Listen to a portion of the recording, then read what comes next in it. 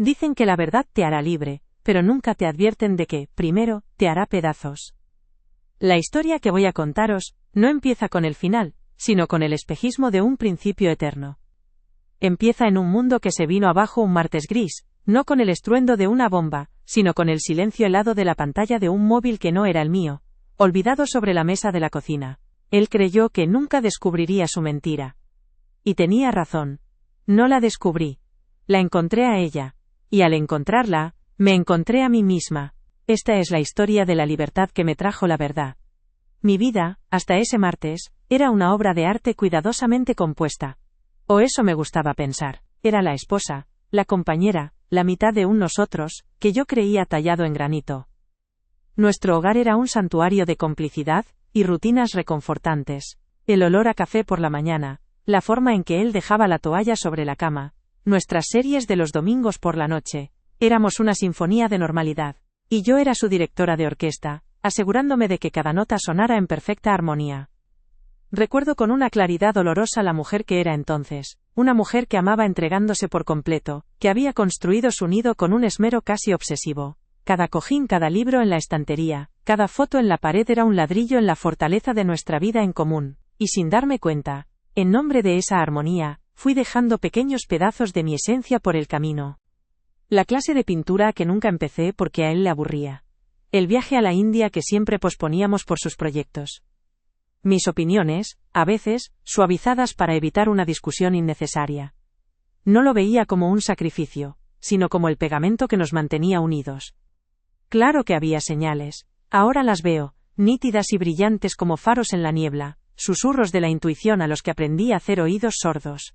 Esa vez que llegó a casa oliendo a un perfume que no era el mío, y dijo que era de una compañera de trabajo que le había abrazado para felicitarle por un contrato. Las llamadas que cortaba de repente cuando yo entraba en la habitación. Las noches en las que, tumbado a mi lado, su mente parecía estar a kilómetros de distancia. Pequeñas inconsistencias, migas de pan en un bosque oscuro, que yo barría con diligencia debajo de la alfombra de nuestra rutina perfecta. Porque él era mi puerto seguro, mi ancla en un mundo caótico. Y la sola idea de una tormenta, de que mi barco pudiera zozobrar, era simplemente impensable. El punto de inflexión no llegó con un grito ni una confesión, llegó con un zumbido. Un martes por la tarde, mientras él se duchaba, su teléfono, olvidado en la encimera de la cocina, se iluminó. No fue un acto de espionaje, ni siquiera de sospecha. Fue un gesto mecánico, el de apartarlo para limpiar una mancha de café. Y entonces lo vi. Una notificación en la pantalla de bloqueo. Un nombre de mujer que no conocía. Y debajo, un fragmento de frase que detuvo el tiempo: no puedo esperar a tenerte otra vez para mí. El aire se volvió denso, pesado, imposible de respirar. El zumbido del extractor de la cocina se convirtió en un rugido ensordecedor en mis oídos.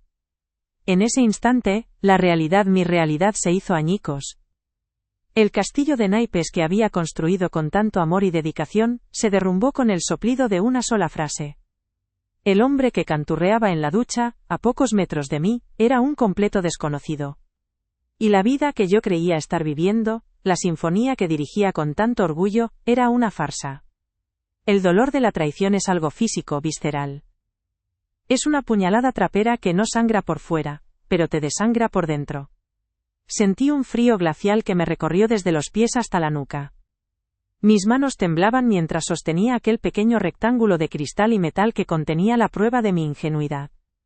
Cuando salió del baño sonriente envuelto en una toalla, mi silencio debió de alertarle. Su sonrisa se desvaneció al ver el teléfono en mi mano. Y entonces comenzó el torbellino. Primero la negación. No es lo que parece. Luego las excusas baratas. Es solo una amiga, estamos de broma. Y finalmente, el golpe de gracia. El intento de hacerme dudar de mi propia cordura. Estás exagerando, siempre has sido muy celosa. Te lo estás imaginando todo. Quiso convencerme de que la loca era yo. Pero la verdad, una vez que la has visto, una vez que te ha mirado a los ojos, ya no puedes volver a cerrarlos. Esa noche no dormí, me quedé sentada en el sofá del salón, envuelta en una manta, mientras el amanecer teñía de gris el cielo y mi mundo. El divorcio no fue una decisión meditada en ese momento. Fue la única salida de emergencia visible en un edificio en llamas. El tiempo que siguió a esa noche fue, sin lugar a dudas, la etapa más oscura de mi vida. El silencio en la casa era ensordecedor. Donde antes había planes, risas y conversaciones, ahora solo quedaba un eco, un vacío que lo devoraba todo. Me enfrenté a la pregunta más aterradora de todas. ¿Quién era yo sin él, nosotros? Mi identidad se había fusionado tanto con la suya que, al separarnos, sentí que me habían arrancado una parte vital de mi ser. Me sumergí en el duelo. Había noches en las que el insomnio era mi única compañía, repasando cada recuerdo, buscando pistas, torturándome con preguntas que no tenían respuesta. Lloraba en la ducha, con el agua caliente camuflando mis lágrimas, dejando que el dolor fluyera hasta agotarme. El futuro, que antes era un horizonte lleno de promesas, se convirtió en un abismo negro que me provocaba un pánico paralizante. El miedo era mi sombra constante. Miedo económico, ¿cómo iba a mantenerme sola? Miedo emocional, ¿volvería a confiar en alguien alguna vez? Miedo social, ¿cómo iba a enfrentar el qué dirán, la lástima en la mirada de los demás? Fue un viaje a través del desierto de la soledad. Cada día era una batalla titánica, solo para conseguir salir de la cama, para vestirme, para fingir una normalidad que no sentía. Perdí peso, perdí el brillo en los ojos, perdí la risa. Me sentía como una espectadora de mi propia vida, viendo cómo todo se desmoronaba sin fuerzas para sostener los pedazos. Pero es precisamente en el fondo del abismo, en la más absoluta oscuridad, donde a veces prende la primera chispa de coraje. No fue un acto heroico, ni una revelación divina, fue un susurro casi inaudible de mi instinto de supervivencia. El clic llegó una mañana, varias semanas después del cataclismo. Me miré al espejo del baño, y por primera vez, me vi de verdad. No reconocí a la mujer agotada, encogida y con los ojos hinchados que me devolvía la mirada. Esa no era yo, era el fantasma de lo que su mentira había hecho conmigo. Y en ese momento, lo comprendí. Quedarme, intentar perdonar, intentar reconstruir sobre cimientos podridos significaba aceptar la mentira como mi nueva normalidad. Significaba morir un poco cada día, ahogada en el resentimiento y la desconfianza. Irme ya no era una reacción a su traición, era una acción por mi propia salvación. Era elegirme a mí misma, quizás por primera vez en más de una década. Comunicar la decisión fue uno de los actos más difíciles y liberadores de mi vida. Ya no había gritos, solo una calma desoladora. Le expliqué que no podía vivir en una mentira, y que la única persona a la que le debía lealtad ahora, era a mí. Enfrentar al mundo, a la familia y a los amigos que nos veían como la pareja perfecta, fue duro. Tuve que soportar consejos no pedidos, juicios velados, y la incómoda pregunta de, ¿por qué no intentáis arreglarlo? Pero mi decisión era firme. No estaba soltando el amor que se había acabado, porque el amor ya había muerto aquella noche. Estaba soltando la esperanza, el fantasma de lo que nuestra vida representa, o con acento agudo un día. Y eso, a veces, es lo más doloroso. La fase final, la de mi reconstrucción, no fue magia, fue un trabajo de orfebrería, lento, minucioso, lleno de paciencia, y sobre todo de autocompasión. El día de la mudanza fue un ritual. Cada caja que empaquetaba, no contenía solo objetos, sino los escombros de una vida que elegía conscientemente dejar atrás. Al meter en una caja los álbumes de fotos de nuestros viajes, no sentí solo tristeza, sentí el alivio de cerrar un capítulo. Al desmontar la cama que habíamos compartido, sentí que estaba desmantelando la escena del crimen contra mi confianza. Mi nuevo apartamento era pequeño, impersonal, pero era mío. Era un lienzo en blanco. Y poco a poco, empecé a pintarlo con mis propios colores. Empecé a redescubrir los placeres sencillos que había abandonado. Una tarde, desempolvé mis viejos vinilos y puse a todo volumen esa música que él siempre detestó, y bailé sola en el salón, sintiéndome libre.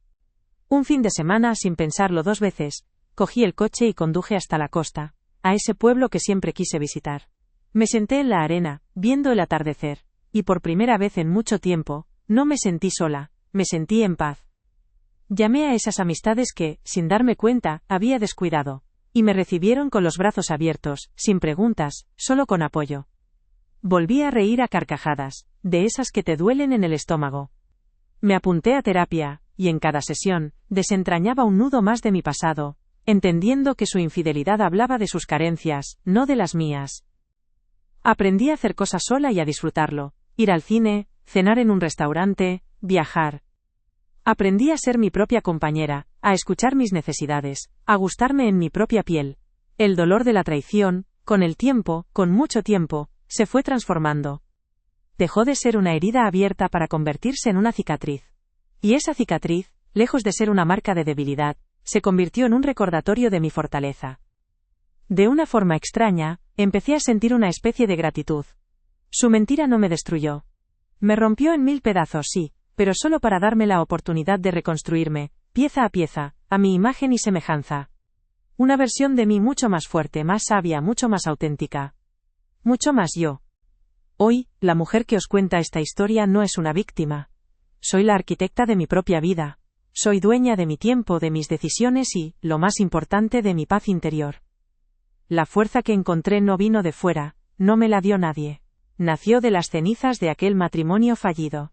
Él creyó que nunca descubriría su mentira. Y al descubrirla no le perdí a él. Hacía mucho tiempo que se había perdido a sí mismo. Al descubrirla me encontré a mí. Y ese descubrimiento, esa liberación que nació del dolor más profundo, es la historia de amor más grande y verdadera que he vivido jamás. La mía, conmigo misma. Para entender la profundidad de una herida, primero hay que conocer la belleza de lo que se rompió. Antes del martes gris, de la pantalla iluminada y del silencio que lo llenó todo, hubo una noche de verano. Una de esas noches cálidas en las que el aire huele a jazmín y a promesas.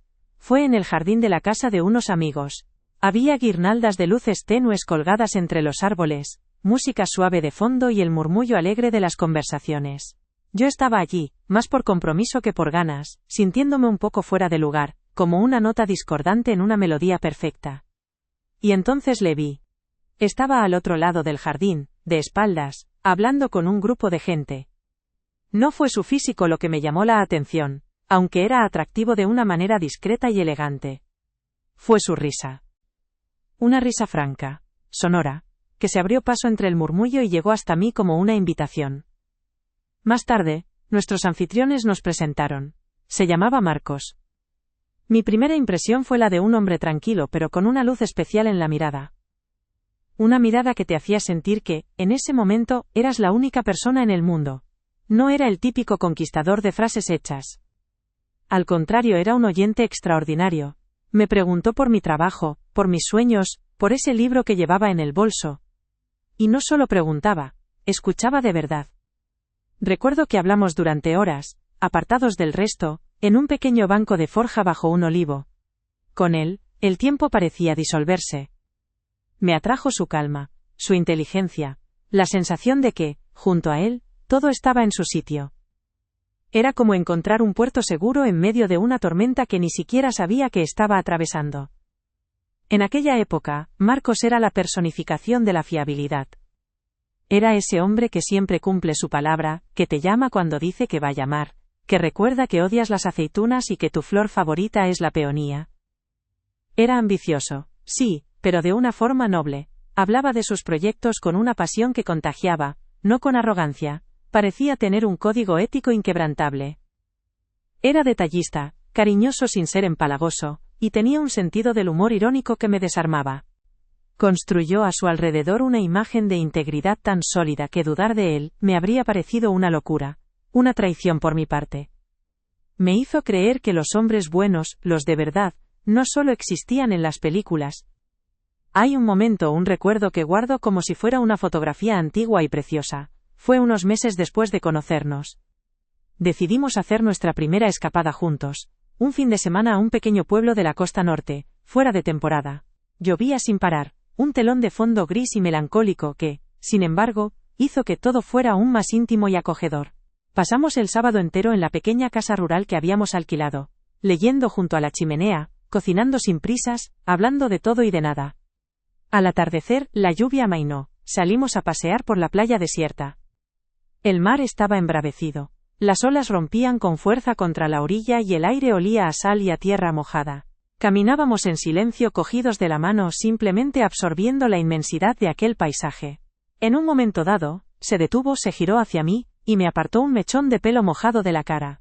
Me miró con esa intensidad que me hacía temblar y me dijo: «Nunca me había sentido así. Es como si todas las piezas de mi vida de repente encajaran.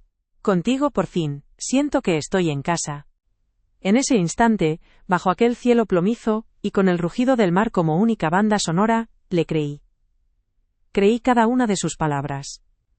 Creí en ese nosotros que estábamos construyendo, en ese futuro que se abría ante nosotros lleno de luz, de complicidad y de chimeneas encendidas en días de lluvia.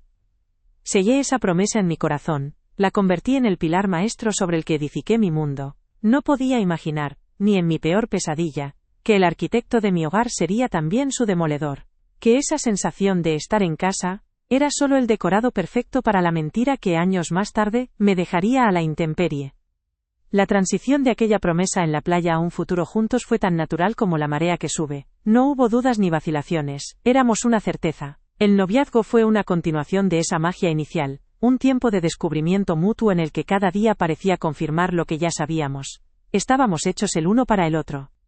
El día que me pidió que me casara con él no fue con un gesto grandilocuente ni en un restaurante de lujo, fue mucho más nuestro. Acabábamos de mudarnos a nuestro primer piso de alquiler, un apartamento pequeño y luminoso con vistas a un patio interior lleno de geranios. Estábamos rodeados de cajas de cartón a medio deshacer, agotados pero felices. Yo estaba sentada en el suelo del salón, clasificando libros, con el pelo recogido en un moño deshecho y una mancha de polvo en la mejilla. Él se acercó, se arrodilló frente a mí, y sin anillo ni preámbulos me tomó las manos. Sus ojos brillaban con una sinceridad que me desarmó. No quiero construir solo un hogar contigo, me dijo en voz baja, casi un susurro. Quiero que tú seas mi hogar, para siempre. Y en medio de aquel caos de cajas y proyectos, con el olor a pintura fresca flotando en el aire, le dije que sí. Fue un sí rotundo, el más fácil y seguro de mi vida. Los primeros años de casados fueron la materialización de todos nuestros sueños. Compramos la casa, esa con el pequeño jardín que yo tanto anhelaba. Pasamos fines de semana enteros, pintando paredes, montando muebles de IKEA y riéndonos hasta que nos dolía el estómago. Éramos un equipo, cómplices en la gran aventura de construir una vida. Nuestros planes eran sencillos, pero para nosotros lo eran todo. Hablábamos de los hijos que tendríamos, imaginando sus risas correteando por el pasillo.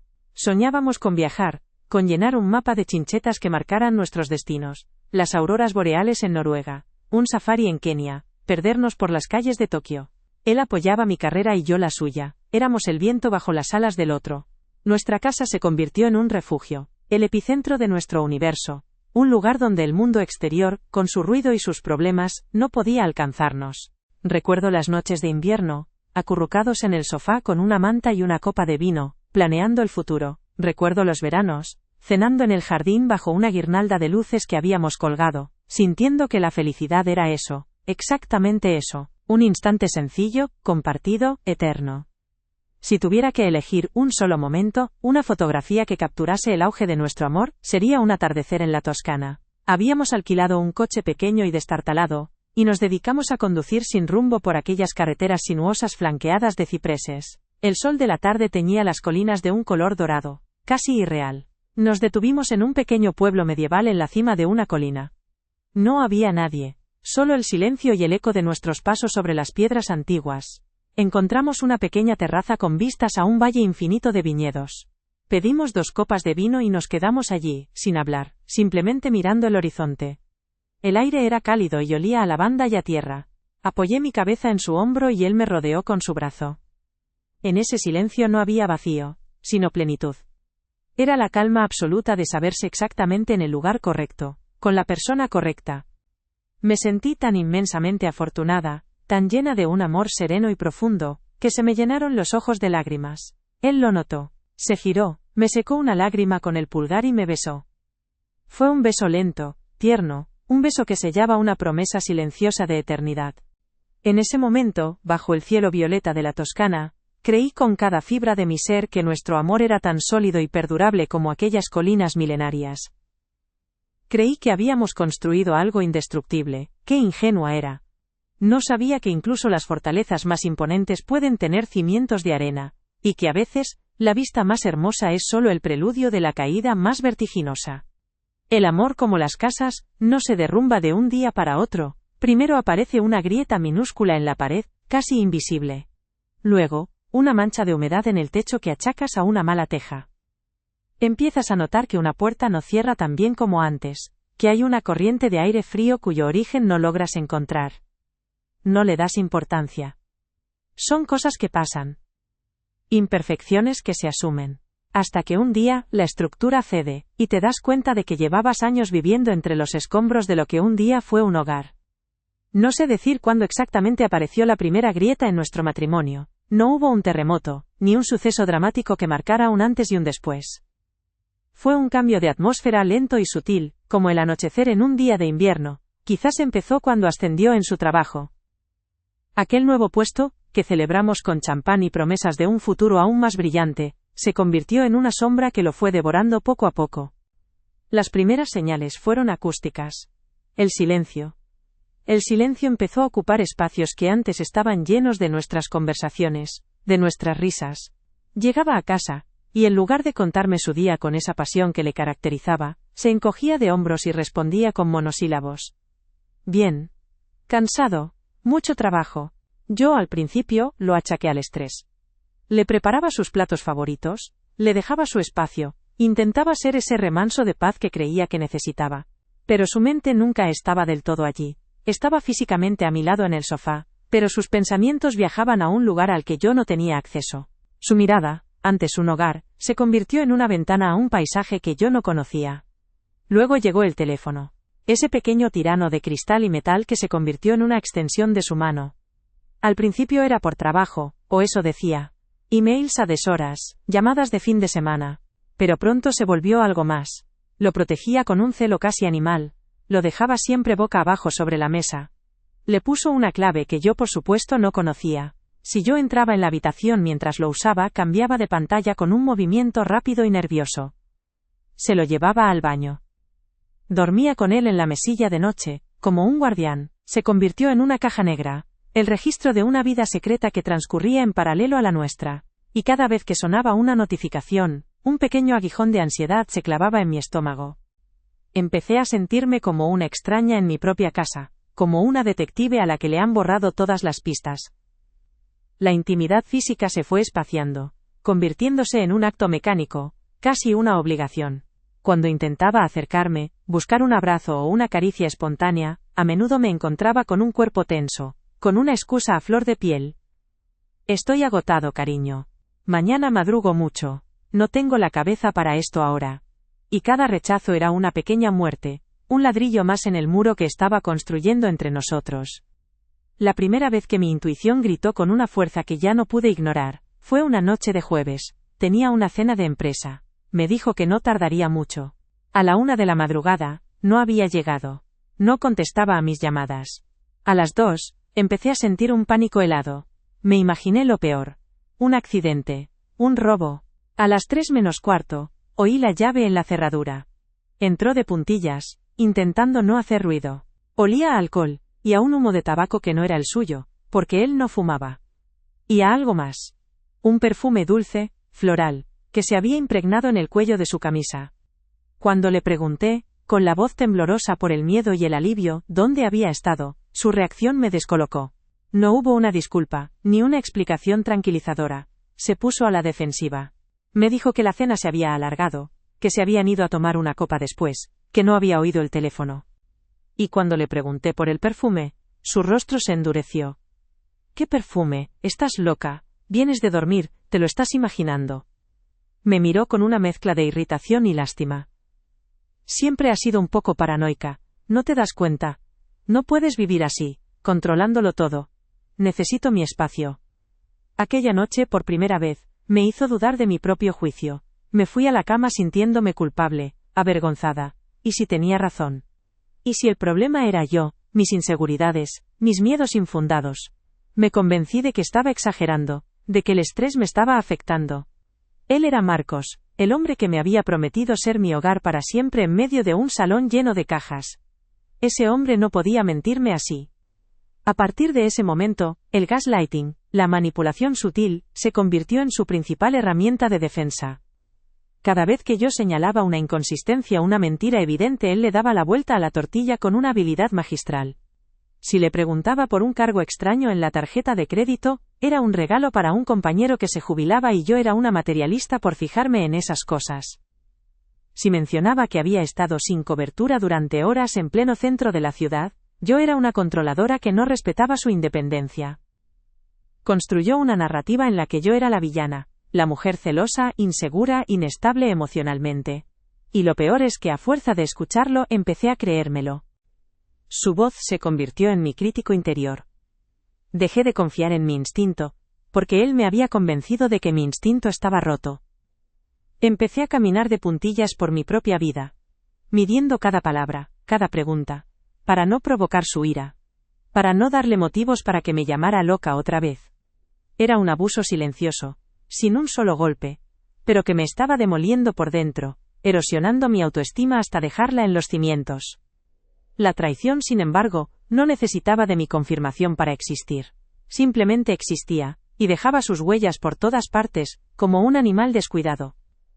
Un día, haciendo el cambio de armario de temporada, encontré en el bolsillo de su abrigo de invierno una entrada de cine.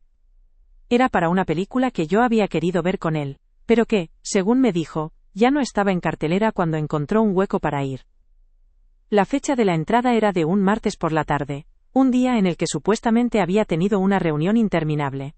Y no era una entrada. Eran dos. Sostuve aquellos 2 trozos de papel en mi mano y sentí un vértigo terrible, como si el suelo se abriera bajo mis pies. Mi corazón empezó a latir con una fuerza desbocada. Era la prueba física, tangible, de que me estaba mintiendo. ¿Pero qué podía hacer con ella? Enfrentarme a él, para que volviera a negar la evidencia. Para que me acusara de rebuscar en sus cosas. Para que me hiciera sentir, una vez más, que la culpable era yo. No lo hice. Guardé las entradas en un cajón, junto con mi dignidad y mis sospechas. Decidí, conscientemente, no ver. Porque ver significaba el fin. Y yo no estaba preparada para el fin. El pánico a la soledad, a deshacer nuestra vida, a admitir ante el mundo y ante mí misma que mi matrimonio perfecto era un fraude. Era mucho más fuerte que mi necesidad de verdad. Así que seguí adelante, interpretando mi papel en la farsa que se había convertido nuestra vida. Sonreía en las cenas con amigos, planeaba las vacaciones de verano, le preguntaba qué tal el trabajo. Me convertí en una actriz consumada en el escenario de mi propia tragedia. Pero la verdad es como el agua, siempre encuentra una grieta por la que filtrarse, y la grieta definitiva, la que reventaría la presa, estaba a punto de abrirse. El ambiente en casa en los meses previos al descubrimiento era irrespirable. Vivíamos en una tregua armada, un campo de minas donde cualquier conversación podía hacer estallar un conflicto. Él estaba cada vez más ausente, más irritable. Yo, cada vez más triste, más ansiosa, sintiéndome como un fantasma que deambulaba por las habitaciones de una vida que ya no le pertenecía. Mirando atrás, me doy cuenta de que su mentira no fue solo la existencia de otra mujer, su gran traición fue convencerme de que el problema estaba en mi cabeza. Fue robarme la confianza en mí misma, en mi percepción de la realidad. Fue anularme como persona hasta convertirme en una sombra dubitativa y asustada. Él no solo rompió nuestras promesas, me rompió a mí. O al menos, eso es lo que él creía. No sabía que al empujarme al abismo en realidad, me estaba obligando a recordar cómo se desplegaban las alas. Después de la revelación en el espejo, después de entender que mi salvación dependía de mi huida, respiré hondo y esperé a que volviera a casa. Ya no había un torbellino de emociones dentro de mí. Solo una calma extraña, gélida, la calma que precede a las demoliciones controladas. Lo encontré en el salón, viendo la televisión como si nada, como si el mundo no se hubiera fracturado bajo nuestros pies. Me senté en el sillón de enfrente, y el simple acto de no sentarme a su lado fue una declaración de intenciones. Apagó el televisor. Tenemos que hablar, le dije, y mi voz sonó ajena, firme. Él asintió, con esa expresión de condescendencia que había llegado a detestar, como un adulto preparándose para escuchar la rabieta de un niño. Le expuse mi decisión. Le con acento agudo de la mentira, del dolor, de la mujer que me devolvía la mirada en el espejo. No con acento agudo. No le grité. Simplemente, le presenté los hechos, los escombros de nuestra vida. Y entonces llegó. La gota que colmó el vaso no fue una nueva mentira, sino la verdad más cruel de todas. Dicha con una sinceridad espantosa. Cuando terminé de hablar, se quedó en silencio un momento. Luego, suspiró. Un suspiro largo y cansado como si yo fuera una carga insoportable. Y me dijo: mira. Lo siento. Siento que te hayas enterado. ¿Pero qué esperabas? La pasión se acaba. La gente cambia. Yo he cambiado. No puedes pedirme que siga fingiendo la misma ilusión del principio para siempre. pensé que eras más madura. No hubo arrepentimiento por la traición, hubo fastidio por haber sido descubierto. En su mente su infidelidad no era el problema. El problema era que yo no lo aceptaba con resignación. Me estaba pidiendo que entendiera, que fuera cómplice de mi propia humillación. Me miró, y por primera vez no vi al hombre que amé, ni siquiera a un mentiroso. Vi a un cobarde. Un hombre tan vacío por dentro, que necesitaba llenar sus grietas con la admiración de otras, sin importarle el coste. Fue en ese preciso instante cuando la palabra, que hasta entonces había sido un tabú, un monstruo al que no me atrevía a nombrar, salió de mi boca con una facilidad pasmosa. Quiero el divorcio, Marcos. La palabra quedó flotando en el aire entre nosotros, densa, irrevocable, su rostro cambió. La condescendencia se transformó en incredulidad, y luego en pánico. ¿El divorcio? ¿Estás de broma? ¿Vas a tirar 10 años de matrimonio por un desliz? ¿Por un puto mensaje? Se levantó, empezó a caminar por el salón, gesticulando. No puedes hacerme esto. Piensa en todo lo que hemos construido. En la casa. En nuestras familias. ¿Qué le vamos a decir a la gente? Su preocupación no era yo, ni nuestro amor roto. Era el qué dirán. ¿La fachada? El decorado. Los días que siguieron a esa conversación fueron una pesadilla surrealista. Vivir bajo el mismo techo que el hombre del que te estás separando es una forma de tortura lenta. Compartíamos espacios, pero habitábamos universos paralelos. El silencio en los pasillos era más ruidoso que cualquier grito. Cada objeto de la casa se convirtió en un recordatorio de un futuro que ya no existiría. La cafetera que le regalé por su cumpleaños. Los imanes de la nevera de nuestros viajes. La cama, que se convirtió en un territorio helado. Un campo de batalla donde cada uno se aferraba a su borde para no tocar al enemigo. La mudanza fue un desgarro. Él decidió irse a un apartamento de alquiler. Verle meter su vida en cajas fue extrañamente doloroso. No lloré por él, lloré por la muerte de un sueño. Lloré al ver cómo metía en una caja el libro que leíamos juntos en voz alta, cómo envolvía en papel de burbujas el jarrón que compramos en nuestro primer aniversario. Cada objeto que salía por la puerta era un trozo de mi pasado que se marchaba para siempre. Cuando la casa quedó medio vacía, con los huecos en las estanterías y las marcas en las paredes donde antes había cuadros, me senté en el suelo del salón y sentí el eco de nuestra vida resonando en el vacío. Comunicárselo a la familia y a los amigos fue otra batalla. Mi madre lloró, no por mi dolor sino por la vergüenza social. ¿Pero qué ha pasado? Si erais la pareja perfecta. Algunos amigos intentaron mediar, nos aconsejaron ir a terapia de pareja, como si una tirita pudiera curar una herida de bala. Otros, simplemente, tomaron partido. Perdí amigos en el proceso, personas que preferían la comodidad de no elegir, o que, simplemente, le creyeron a él. Fue un proceso de criba doloroso pero necesario, que me enseñó quiénes estaban de verdad a mi lado. Yo esperaba un divorcio civilizado. Una separación de adultos que, a pesar de todo, habían compartido una década de su vida. Qué ilusa fui. Marcos, al ver que su control sobre mí se desvanecía, decidió castigarme de la única forma que le quedaba. La económica. La separación se convirtió en un campo de batalla legal. De repente, el hombre que había compartido mis sueños se convirtió en un adversario mezquino que luchaba por cada céntimo, por cada mueble, por cada recuerdo. Quiso hacerme creer que yo no merecía nada, que la casa era suya porque él había ganado más dinero, que yo le había fallado, y que por tanto debía pagar las consecuencias. El proceso fue litigioso, feo, lleno de cartas de abogados con un lenguaje hostil que me revolvía en el estómago. El momento más difícil llegó durante una de las reuniones de mediación. Estábamos sentados en una sala impersonal, con una mesa larga de madera entre nosotros y nuestros respectivos abogados.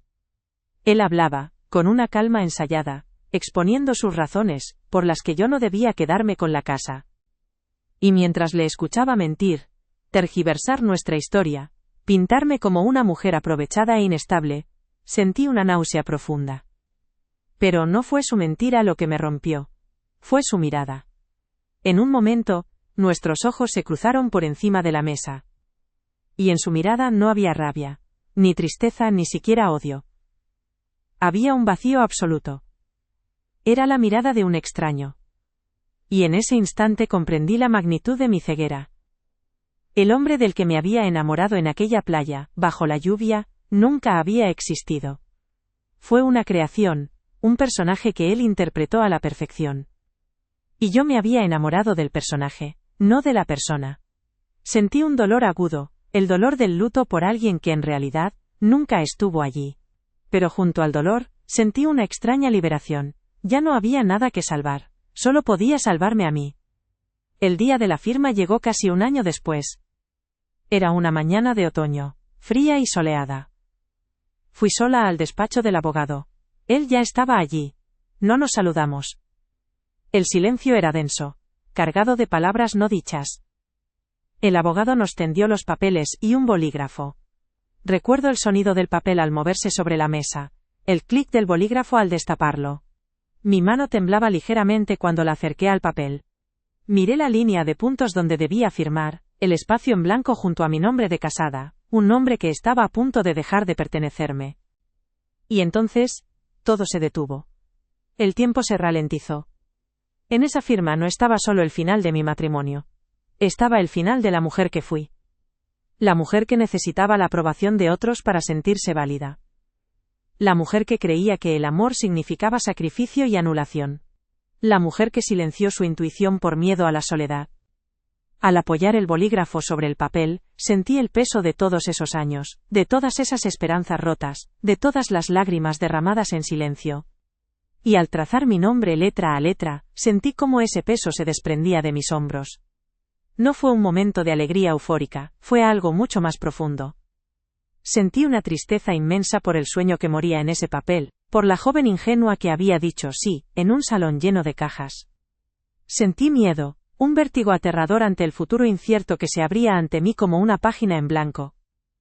Pero por encima de todo, por encima de la tristeza y del miedo, sentí un alivio abrumador. Un alivio tan físico que casi pude respirar mejor. Era la sensación de cerrar por fin una puerta que llevaba demasiado tiempo abierta, dejando entrar una corriente de aire tóxico que me estaba helando el alma. Firmé. Y al levantar la vista, supe, con una certeza que me recorrió todo el cuerpo, que no estaba firmando un final. Estaba firmando el prólogo de mi propia historia. Los primeros meses fueron un océano de silencio. La casa, ahora solo mía, se sentía inmensa, y cada rincón vacío gritaba su ausencia. La soledad era una presencia física, una manta pesada que me cubría por las noches. Me encontré llorando en momentos absurdos, al ver su marca de café favorita en el supermercado, o al escuchar en la radio una canción que un día llamamos nuestra. El duelo por un matrimonio no es solo por la persona que se va, es por la vida que soñaste, por los futuros hijos que no tendrán sus ojos, por las promesas que se convirtieron en polvo. Pero en medio de ese mar de tristeza, empezaron a aparecer pequeñas islas de una libertad extraña, casi incómoda al principio. Recuerdo la primera vez que decidí cenar un bol de cereales viendo una comedia romántica malísima que él habría odiado. Nadie me juzgó. Nadie cambió de canal. Fue un acto minúsculo, ridículo si quieres. Pero en ese momento sentí una punzada de poder. El poder de mis propias pequeñas decisiones. Descubrí el placer de dormir en diagonal. De dejar los libros abiertos por toda la casa. De cantar a gritos por la mañana sin que nadie me dijera que era demasiado temprano. La libertad no llegó como un estallido de fuegos artificiales, sino como un goteo constante de pequeñas elecciones que, día a día, me devolvían el control de mi vida. La curación fue un trabajo a jornada completa. Mi primer paso fue pedir ayuda profesional. La terapia se convirtió en mi faro. En ese espacio seguro, aprendí a desenredar la maraña de culpa, vergüenza y dolor que me ahogaba. Mi terapeuta me dio las palabras para nombrar lo que había vivido: manipulación, abuso emocional. Entendí que su infidelidad no era un reflejo de mi valía, sino de su propio vacío. Fue un proceso lento, doloroso, como limpiar una herida profunda, pero cada sesión era un paso más lejos del fantasma de la mujer que fui. Y luego, empecé a actuar. Me apunté a aquella clase de pintura que siempre pospuse. Al principio mis manos temblaban, pero poco a poco, mancharme los dedos de óleo, mezclar colores, crear algo hermoso de un lienzo en blanco, se convirtió en una metáfora de mi propia vida. Redescubrí el placer de caminar sin rumbo por la ciudad, con mis auriculares puestos sintiéndome anónima y libre. Llamé a mis amigas, a las de verdad, las que habían esperado pacientemente al otro lado de mi burbuja conyugal, y me recibieron con los brazos abiertos, con vino, con risas y con la certeza de que nunca había estado realmente sola. Llené mi agenda no para huir del silencio, sino para llenarlo con cosas que me nutrían el alma. Hoy vivo en un apartamento más pequeño, en el centro de la ciudad, un lugar que desde el primer día sentí como un refugio, no como una fortaleza. Las paredes están pintadas de un azul intenso que Marcos habría calificado de demasiado atrevido. Está lleno de plantas, de libros apilados en el suelo, y de fotos de mis viajes, de mis amigas, de mi vida. Mi rutina es sagrada porque es mía. Me levanto con el sol, practico yoga mientras la ciudad despierta, y me tomo mi café en un pequeño balcón que da a un patio interior. Trabajo en algo que me apasiona, que me reta y me hace sentir útil. La mujer que soy ahora respeta sus noes, tanto como sus síes. He aprendido a poner límites, a decir lo que pienso sin miedo al conflicto, a priorizar mi paz mental por encima de la necesidad de agradar. He descubierto que soy una excelente compañera de viaje para mí misma, que disfruto de mi propia compañía y que la soledad y el estar sola son dos cosas radicalmente distintas. Aprendí que el amor de verdad no te resta, te suma, no te anula, te expande. Y que el amor más importante, el que debe ser la base de todos los demás, es el que sientes por ti misma. ¿Si le he perdonado? Sí, pero mi perdón no es para él, no es un cheque en blanco que absuelva sus acciones. Es un regalo que me he hecho a mí misma. Perdonar para mí ha sido soltar el ancla del resentimiento que me mantenía atada a un pasado que ya no existe. Ha sido aceptar que las cosas sucedieron como sucedieron, y que esa herida, esa cicatriz forma parte del mapa de mi vida, un mapa que me ha traído hasta aquí. Ya no siento rabia cuando pienso en él, siento una lejana indiferencia, a veces, incluso, una extraña compasión por un hombre que, para ser feliz, necesitó romper a otra persona. Miro al futuro y, por primera vez en mucho tiempo, no veo un abismo, sino un horizonte abierto. No busco el amor, pero no le cierro la puerta. La diferencia es que ahora sé lo que quiero, y sobre todo, lo que no estoy dispuesta a tolerar nunca más. Si alguien llega a mi vida tendrá que venir a sumar, a compartir un camino con una mujer que ya es un ser completo. Una mujer que sabe que su hogar no está en los brazos de nadie sino bajo su propia piel. Mi vida no es perfecta. Tiene días grises y momentos de duda, como la de todo el mundo. Pero es auténtica. Es mía. Y esa autenticidad, esa paz ganada a pulso en la batalla más dura, es la mayor de todas las victorias. Si echo la vista atrás, si contemplo el camino que me ha traído hasta aquí, veo con claridad que la vida no es un ascenso lineal hacia la felicidad. Es un paisaje lleno de valles oscuros y cimas inesperadas. Y a veces, para poder alcanzar la cima más alta, primero tienes que descender al valle más profundo. Mi valle fue la mentira. Mi cima es la paz que siento ahora. Y a menudo me pregunto, si pudiera viajar en el tiempo, si pudiera sentarme a tomar un café con aquella mujer que era yo, la que arreglaba los cojines con esmero y silenciaba su propia voz para no romper la armonía, ¿qué le diría? Le cogería las manos, esas manos que tanto se esforzaban por sostener un castillo que ya no tenía cimientos, y le diría, mirándola a los ojos, escucha. Escucha el silencio que hay después de sus excusas. Escucha el latido acelerado de tu corazón cuando sabes, en lo más profundo de tu ser, que algo no va bien. Esa voz que intentas acallar, esa que llamas paranoia o inseguridad, no es tu enemiga. Es tu instinto de supervivencia. Es la parte más sabia de ti, la que no ha sido domesticada, la que aún recuerda quién eres. Le diría que no tenga miedo de la soledad, que ahora mismo le parece un abismo, un precipicio al que teme asomarse, pero que en realidad, es un espacio sagrado.